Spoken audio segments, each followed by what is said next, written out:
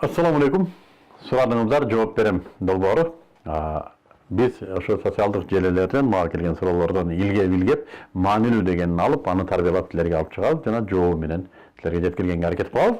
Иншаллах, жообу силерге жагабы жакпайбы, ал силерге тиешелүү маселе. Жакпаса да жакпаганын билдирип коюңуздар, жакса да жакканын билдирип коюңуздар. Балким биз атай ушундай кыска кылып даярдап атабыз.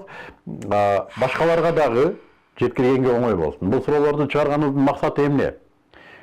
Көпчүлүк адамдарда проблемалар бар, маселелер бар. Анын бардыгынын эле жообун издегенге убактысы болбойт. Кээде көртүрүлүк менен жүрүп, жөнөкөй эле суроо биздин жашообузда коштоп келе берет. Балким ушуга биз ушуну изилдеп чыгып, ойлонуп, ой толгообуздун балким пайдасы тийип калар дейбиз. Ошондуктан өзүңүзгө пайдасы тийбесе да керектүү болгон адамга ошону өзүңүздөн жолдоп койсоңуз, Аллах ыраазы болсун, берген көмөгүңүз болот.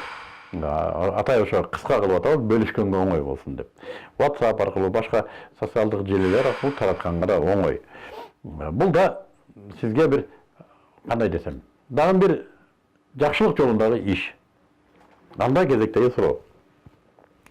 Ар бир амал Аллахтын ыраазылыгы үчүн болушу керек деп давачылардан угуп калабыз. Бирок бул эмнени түшүндүрөт? Ушуну айтып берсеңиз, Аллахтын ыраазылыгы деген. Суроо калыстык жөнүндө сурап атат туугандар. Калыстык бул ыклас. Куранда ушундай бир аят бар, Ихлас сүрөсү бар, Ихлас акыркы сүрөлөрдүн бири, Куран китебинин аягындагы. Ошол жерде айтып атат, айткын Аллах жалгыз деп. Аят ушундай башталат. Бул сөз адамдан ыкласты талап кылат. Чын ыкластуулукту талап кылат. Ким Аллах жалгыз деп айта алат? Оозду айтып кое беребиз, бүгүн эми оозду ар нерсени айтсак болот.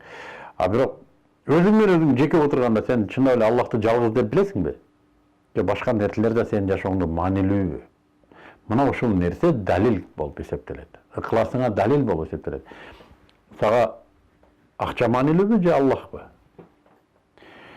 Аял маанилүүбү же Аллахпы? Жашоо маанилүүбү же Аллахпы? Бир караганда бирине бири карама каршы келбеген нерселер, бирок жашоодо тандоого туура келип калган учурлар аябай көп. Тилекке каршы Аллахты жылдырып коебуз. Оозубузда Аллах деген кала берет. Бирок амалыбызда биз муногу кырды алды ээрчип кетебиз. Мына ушул жерде калыстык талап кылынат. Адилеттүүлүк маселесинде сен туура эмес айтып атасың, тигиники туура. Аллах ыраазылыгы деген сөз ушул жерде пайда болот. Мен туура эмес айтып атам. $1,000,000 сеники дей алабызбы? Эгер ошондой кырды ал келсе, мына ыкласты талап кылат. Сеники туура деп аялыңа айта аласыңбы? Эгер туура эмес болсоң. Мына ыкласты талап кылат. Ооба, мен туура эмесмин деп өзүңдү уурдаганыңды мойнуңа алып түрмөгө бара аласыңбы? Мына ыкласты талап кылат. Тилекке каршы бул ушундай бир дефицит, баарыбызда жетпеген нерсе. Аллахтын ыраазылыгы деген сөз ойлоно турган болсоң, андан башканы үчүн эмес. Аллах көрсө болду, Аллах билсе болду.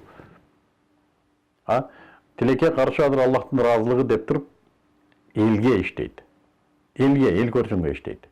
Бирөөгө бир сындырым нан берсе да, селфи, камера, журналисттер келиш керек. Аллахтын ыраазылыгы үчүн деп сүйлөйт ошону. Аллахтын ыраазылыгы үчүн болсо, Аллах камерасы жок көрө албайбы? Көрүп турбайбы? Унчукпай эле берип кой да. Унчукпай эле жардам берип кой. Унчукпай эле үйрөтүп кой. Мына ошол нерселер бар туугандар.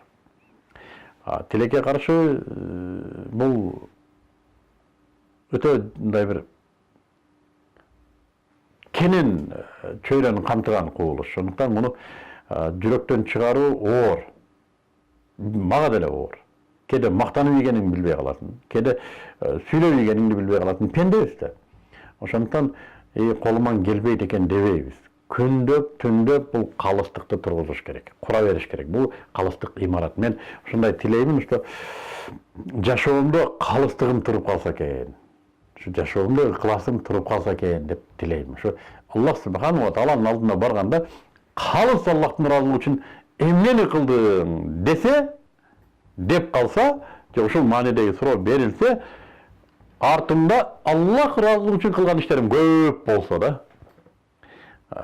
мактанып ийген, эл көрсүн, эл уксун деген иштер ыргалып түшүп калганда да, иргелип түшүп калганда дагы калыс Аллахтын ыраазылыгы үчүн кылган иштерим көбүрөөк болсо деп мына ошону каалайм. Ошон үчүн ыхлас бул мына ушундай нерсе.